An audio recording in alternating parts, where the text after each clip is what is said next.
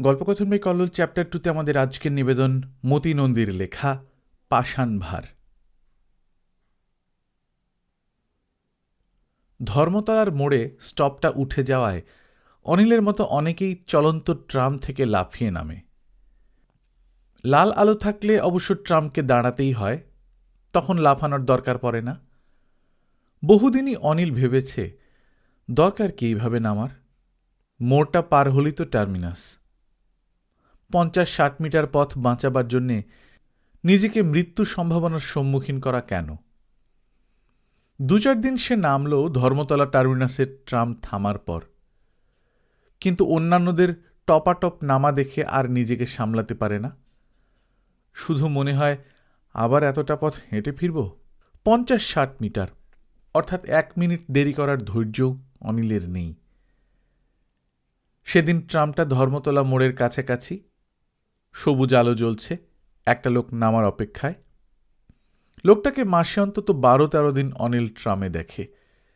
কাছাকাছি কোথাও চাকরি করে, ইলেকট্রিক বা ইনকাম ট্যাক্স বা আইএলসি অফিসে, বা কোনো দোকানে টোকানে। তার পাশে আর একটা লোক, হাতে জীর্ণ একটা ফোলিও, ট্রাউজার্সটা ঢলঢলে, গায়ে ঘেমো গন্ধ, নামার জন্যে ইতিউতি পথের দুধারে তাকাচ্ছে।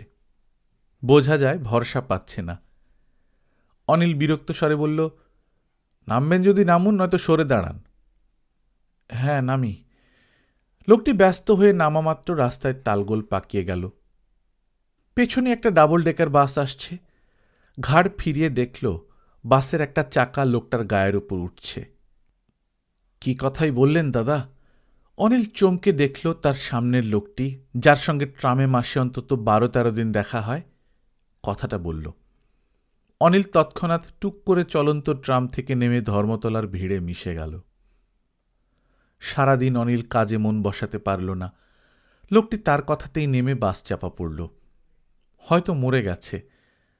বাসের চাকায় কতটা ওজন থাকতে পারে তাই নিয়ে সহকর্মীদের সঙ্গে বহুক্ষণ আলোচনা করল। বাসের নিজস্ব ওজন এবং অন্তত 100 যাত্রীর ওজনকে 4 দিয়ে ভাগ করে একজন জানালেন কম করে 50 মণ। অনিল নিশ্চিত হয়ে গেল লোকটি আর বেঁচে নেই। এই মৃত্যুর জন্য পরোক্ষভাবে সেই যে দায়ী তা আর কেউ না জানলেও অনিল ভাবতে ভাবতে থমকে গেল। আর সেই লোকটি জেনে গেছে। শুধুই কি জানা, অভিযোগ পর্যন্ত করেছে। কি কথাই বললেন দাদা? সুতরাং দুটি চিন্তায় অনিল কাতর হয়ে পড়ল। একটি মৃত্যু সে ঘটিয়েছে, অতএব সে অপরাধী। মুশকিলের কথা, ব্যাপারটা সে মন থেকে মুছে ফেলতে পারছে না। যতই ভাবে ততই নিজেকে খুনি বলে মনে হচ্ছে। অন্যটি, তার এই অপরাধের একজন সাক্ষী রয়ে গেছে। হয়তো লোকটির সঙ্গে আর জীবনের সাক্ষাৎই হবে না, কারণ অনিল ইতিমধ্যেই ঠিক করে ফেলেছে ধর্মতলা স্ট্রিটের কোনো ট্রামে আর জীবনে উঠবে না। কিন্তু সব সময় কি মনে হবে না একটা লোক তাকে ফাঁস করে দিতে পারে? একটা পাষাণ ভার কি সর্বদা বুকের মধ্যে থেকে যাবে না? এই দুটি চিন্তা এমনই জাঁকিয়ে বসল যে সে ভেবে দেখল একমাত্র আত্মহত্যা ছাড়া রেহাইয়ের কোনো পথ নেই, আর হয়তো অপরাধ কবুল করে শাস্তি নেওয়া। অনিল লেখাপড়া জানা, বিএ পাশ, বয়স 37, অবিবাহিত এবং বোধহয় বিয়ে করবে না। 15 বছর আগে একটি মেয়েকে মনে মনে প্রেম দেওয়া এবং মেয়েটির বিয়ে হয়ে যাওয়ার পর চাকরির দরখাস্ত এবং ইন্টারভিউ দেওয়া, এই দুটি কাজ ছাড়া এই পর্যন্ত উদ্যোগী হয়ে কিছু করেনি। সমাধানের দুটি উপায়, অর্থাৎ আত্মহত্যা নয়তো কবুল। এর প্রত্যেকটি অনিল যাচাই করল অফিস ছুটির পর গড়ের মাঠের ঘাসে চিত হয়ে শুয়ে। প্রথমে চিন্তা করল আত্মহত্যা প্রসঙ্গ। যদি মরে যায় তাহলে কেউ কি কোনোভাবে উপকৃত হবে? লোকটি কি বেঁচে উঠবে? না। তার পরিবারবর্গ, নিশ্চয়ই বউ ছেলে মেয়ে আছে, তারা কি উপকৃত হবে? হওয়ার কোনো কারণ অনিল খুঁজে পেল না। বরং দ্বিতীয় উপায়টাই ভালো ঠেকল তার কাছে। কবুল করলে পাষাণ ভারটা মন থেকে নেমে যাবে, আর যা শাস্তি দেবে তাইতে প্রায়শ্চিত্ত হয়ে যাবে। সন্ধ্যা উত্তরে রাত অনেকটা এগিয়ে গেছে। অনিল দুর্ঘটনার স্থানটিতে হাজির হল। ভেবেছিল রাস্তায় রক্ত দেখবে, দেখল কিছুই নেই, শুকনো খটখটে। কলম সারাইওয়ালাকে সে জিজ্ঞাসা করল, সকালে এখানে একটা অ্যাক্সিডেন্ট হয়েছিল না? কখন? এই 10টা নাগাদ। বাস চাপা? হ্যাঁ হ্যাঁ। কি হল লোকটার? সঙ্গে সঙ্গে মরে গেল। অ্যাম্বুলেন্স এলো, পুলিশ এলো। ড্রাইভারটাকে পাবলিক খুব মারল, সেও হাসপাতালে গেল। অনিলের আর শোনার স্পৃহা রইল না। অপরাধের বোঝা আরও বাড়ল। বাসের ড্রাইভারটা বেচারা মার খাওয়ার কতটা খেয়েছে কে জানে। মূল কারণ কেউ না জানলে কি হবে, তাতে পাষাণ ভার যে আরও বেড়ে গেল অনিল ক্রমশ অনুভব করছে। পুলিশ কি করল? কি আর করবে, কয়েকজনকে জিজ্ঞাসা করল, আমাকেও। বললুম চলন্ত ট্রাম থেকে নামতে গিয়ে পড়ে গেল। বাসটা আসছিল, ব্রেক কষার আগেই চাপা গেল। আপনি ওকে ট্রাম থেকে নামতে দেখেছিলেন? আরে মশাই, অত শত কথা শেষ না করে কলম সারাইওয়ালা আগন্তুক খদ্দেরে মন দিল। অনিল ভাবল, একটি নিহত ও একটি আহত হওয়ার পেছনে আমারই অবিমৃষ্যকারিতা রয়েছে। এর জন্যে শাস্তি না নিলে সারা জীবনই দগ্ধে মরতে হবে। কবুল করলে সকাল 10টার আগে মনের যে ওজন ছিল তা ফিরে পাওয়া যাবে। সুতরাং এক্ষুনি থানায় যাওয়া দরকার। থানায় ঢুকেই সামনের টেবিলে মোটা একটা খাতা নিয়ে যে লোকটি বসে, অনিল তাকেই জিজ্ঞাসা করল, সকালে ধর্মতলার মোড়ে যে লোকটি বাস চাপা পড়েছে সে কি মারা গেছে? কেন? আমি তার ঠিকানাটা চাই। কেন? দরকার, মানে ওর বাড়িতে যেতে চাই, কিছু বলার আছে। তাহলে বাড়ির ঠিকানা কেন? স্বর্গের ঠিকানা দিতে হয়। মারা গেছেন?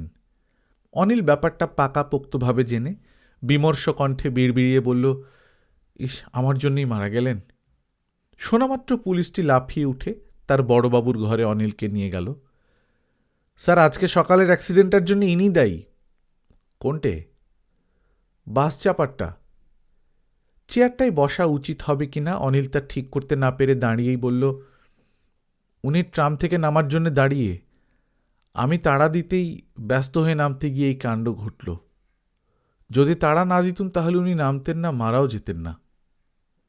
বড়বাবু কিছুক্ষণ মুখের দিকে তাকিয়ে খুব বিরক্ত হয়েই বললেন, এই আপনাদের দোষ, একটু ধৈর্য ধরতে পারেন না। কেন, তাড়া দেবার কি ছিল? যদি 1 মিনিট কি 5 মিনিটও দেরি হয় তাতে বা কি এমন ক্ষতি হতো? একটা লোকের প্রাণ তো বাঁচত। যান, আর কখনো এরকম করবেন না, ধৈর্য ধরতে শিখুন। কিন্তু স্যার, আমি এই জন্য শাস্তি নিতে প্রস্তুত। আপনি আমায় জেলে দিন। আমি কি জেল দেবার মালিক? হাকিম দেবে, সেজন্য মামলা তৈরি করতে হবে, সাক্ষী সাবুত প্রমাণ লাগবে, সে অনেক হাঙ্গামা ঝামেলা। বরং ওই যা বললুম, এবার থেকে ধৈর্য ধরে চলতে শিখুন, ভবিষ্যতে যেন আর কেউ আপনার জন্য না মরে, কেমন? অনিল বুঝল এই লোকটিকে ব্যাপারটির গুরুত্ব ঠিক বোঝানো যাবে না। হয় এ ফাঁকিবাজ, নয়তো তাকে বিকৃত মস্তিষ্ক ঠাউরেছে। তার পাষাণ ভার হালকা করতে এরা কোনো সাহায্যই করবে না। অবশ্য দোষও দেওয়া যায় না, অপরাধ কবুল করতে কেই বা এখানে আসে। অনিল ভেবে দেখল, বরং মৃত লোকটির বাড়িতে গিয়ে তার ছেলে বউ বা নিকটস্থ আত্মীয়দের কাছে কবুল করাই ভালো। তারা উত্তেজিত হয়ে নিশ্চয়ই শাস্তির ব্যবস্থা করবে। মৃতের ঠিকানা চাইতেই পাওয়া গেল। অবশ্য অনিলের ঠিকানা এবং যাবতীয় প্রয়োজনীয় তথ্যও থানা লিখে রাখল। হাঁটতে হাঁটতে অনিল ভাবল, বোধহয় বাড়াবাড়ি হচ্ছে। নামতে বললেই এমন বিপজ্জনকভাবে কি কেউ নামে? নিশ্চয়ই লোকটিরও দোষ ছিল, আমি শুধু নিমিত্তের ভাগী মাত্র। অন্য লোক হলে কি বলামাত্র নামত? নিশ্চয়ই না। অনিল নিজে যে নামত না তাতে সে নিশ্চিত। এখন তার প্রধান ভাবনা, কেন যাচ্ছি এবং না গেলেই বা কি হয়। অনিল তখন একটা সিনেমা বাড়ির সামনে এসে পড়েছে। সস্তার টিকিট পাওয়া যাচ্ছে দেখে চিন্তার হাত থেকে রেহাই পেতে ঢুকে পড়ল। ছবিতে একটা ব্যাপারে তার মজা লাগল, একই গায়ক 3 জনের বকলমে গান গাইছে। অন্তত 3 জন গায়ককে নিযুক্ত করা উচিত, এটাই তার মনে হল। ছবি দেখে বেরিয়ে মিনিট 10 হাঁটার পর তার মনে হল মৃত লোকটির বাড়ির কাছাকাছি এসে পড়েছে। পাষাণ ভারটা খুব বেশি আর ঠেকছে না, বোধহয় ছবি দেখার ফলেই নেমে গেছে। তবু এত কাছে যখন এসে গেছি বাড়িটার, সামনে দিয়ে একবার ঘুরেই যাই। আবার ভাবল, না গেলেই বা কি হয়, এই ধরনের টানাপোড়েন মিনিট চারেক তার মধ্যে চলল। শেষে ঠিক করল ব্যাপারটা আজকেই চুকিয়ে দেওয়া ভালো। পরে ঘটনাটা মনে যখনই পড়বে তখনই দগ্ধে মরতে হবে এবং কৃতকর্মের ফলাফলটা চাক্ষুষ দেখে রাখলে দগ্ধানির মাত্রা ঠিক থাকবে। হয়তো লোকটির এমন কেউ নেই যে বিপন্ন হয়ে পড়বে, হয়তো ভীষণ একটা পাজি লোক যার মৃত্যুতে অন্যের উপকারই হলো। এসব তথ্য জানা থাকলে অনুতাপ নাও হতে পারে। এই ধরনের যুক্তির বশবর্তী হয়ে অনিল মৃত লোকটির বাড়িতে উপস্থিত হল। কিছু লোক রাস্তার রকে গম্ভীর মুখে বসে। অনিল তাদের কাছে গিয়ে বলল, এখনো আসেনি? না, মর্গ থেকে ছাড়তে দেরি করছে, একজন বলল। আরেকজন বলল, দেরি হবেই, তবে আর আধ ঘন্টার মধ্যেই বোধহয় এসে পড়বে। ভেতর থেকে ক্ষীণ কান্নার আওয়াজ আসছে। কণ্ঠস্বর যথোচিত বিষণ্ণ ও বিস্মিত করে অনিল বলল, ইস, জলজ্জান্ত মানুষটা আজ সকালেও দেখা হলো অফিস যাবার পথে, প্রায় ব্যাপারটা ঘটার 5 মিনিট আগেই। নিয়তি আর কাকে বলে? কাল রাতেই আমায় বলল, দাদা গোটা 50 টাকা ধার দাও। বললুম, আমার হাতে নেই, আজ কাল নিও। প্রায়ই নেয়, ঠিক শোধও দেয়। বড় সৎ লোক ছিল, প্রায় 20 বছর ধরে দেখছি তো। 8টা ছেলেমেয়ের সংসারে কুলোয় না আর। আজ সেই টাকাটা দিলুম ওর সৎকারের জন্যে। কেউ মাথা হেঁট করল, কেউ চুকচুক শব্দ। অনিলের মনে হলো এরা পাড়ার লোক। তবু কি বুদ্ধি ছিল, ইন্স্যুরের প্রিমিয়ামটা ঠিক দিত। বলতো, যদি মরে যাই ছেলে মেয়েগুলো তো তবু কিছু টাকা পাবে। টোটো করে ব্যাগ হাতে ঘুরি, কখন রাস্তায় মরব তার ঠিক কি। আর দেখো, সেই রাস্তাতেই মরল। একজন ফিসফিস করে বলল, ইদানিং তো আর সংসার চলছে না, ইন্স্যুরের টাকাটা পেলে তবু কিছুকাল চলে যাবে। বউটাও বেঁচে গেল, বাচ্চা হয়ে হয়ে শরীরের আর কিছু নেই। সবাই দীর্ঘশ্বাস ফেলার জন্যে ঘাড় নামিয়েছে। অনিল সেই ফাঁকে হনহনিয়ে রাস্তা ত্যাগ করল। পরদিন সে অফিস যেতে ট্রামেই উঠল। ধর্মতলার মোড়ের কাছে ট্রামটা আসতেই অনিল দরজায় এসে দাঁড়াল। এক ছোকরা নামবার জন্যে ঠেলে ঠুলে এগুচ্ছে। বিরক্ত হয়ে সে অনিলকে বলল, হয় নামুন নয় পথ দিন, এখানে পথ জুড়ে রয়েছেন কেন? অনিল একটুও নড়ল না। ছোকরা রেগে উঠল, আরে মশাই নামুন না।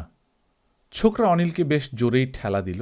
তাতে অনিল রেগে বলল, কেন, এটা কি ট্রাম স্টপ? নামি আর গাড়ি চাপা যাই? ছোকরা তখনই অনিলের পা মারিয়ে নামতে গেল। ধাক্কা দিল অনিল। এতে ছোকরাটি ঘুষি মারল অনিলকে। ট্রাম ততক্ষণে ধর্মতলার মোড় পার হয়ে স্টপে দাঁড়িয়েছে। ভিড় জমে গেল। দোষ কার, এই নিয়ে তর্ক শুরু হলো। কালকেই একজন এখানে ট্রাম থেকে নামতে গিয়ে বাস চাপা পড়ে মরেছে। আমি যোকে নামতে দিইনি, সেটা কি খুব অন্যায় করেছি? অনিল গলা চড়িয়ে বলল, আমি যদি চাপা যাই তো যাব, তাতে কার কি? ছোকরাও গলা চড়ালো, আপনি মরলে কি আমি দায়ী হতাম না? কেন হবেন? আপনার মৃত্যু হতে পারে যেন বাধা দিইনি বলে। জনতা অনিলকে তারিফ করে নিশ্চয়ই নিশ্চয়ই বলে সমর্থন করতেই ছোকরা থতমত হল। তা কেন, আপনি কেন দায়ী হবেন? এই বলতে বলতে হাঁটা শুরু করছিল। অনিল হাত চেপে ধরল। জবাব দিন, আপনার যদি 5টি ছেলে মেয়ে থাকে, আপনার রোজগারের ওপর যদি ভরসা করে থাকে সংসার, তাহলে কি আমি অপরাধী হতাম না? ছোকরা অধৈর্য হয়ে বলল, না, হতেন না, কারণ আমার বিয়েই হয়নি, আর কেউ আমার রোজগারের ভরসায়ও নেই। তাছাড়া ওরকম কোনো লোক বলামাত্র ট্রাম থেকে নামতে পারে না, যদি না আত্মহত্যার মতলব থাকে।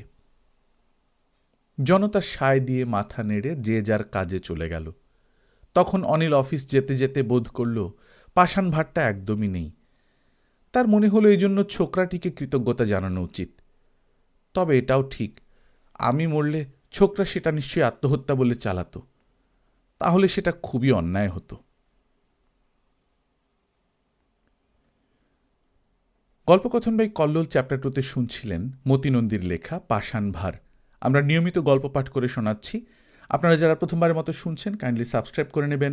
গল্প পাঠ ভালো লাগলে বন্ধুদের সঙ্গে শেয়ার করবেন। নিজে ভালো থাকবেন, আশেপাশের লোকজনকে ভালো রাখবেন। টাটা।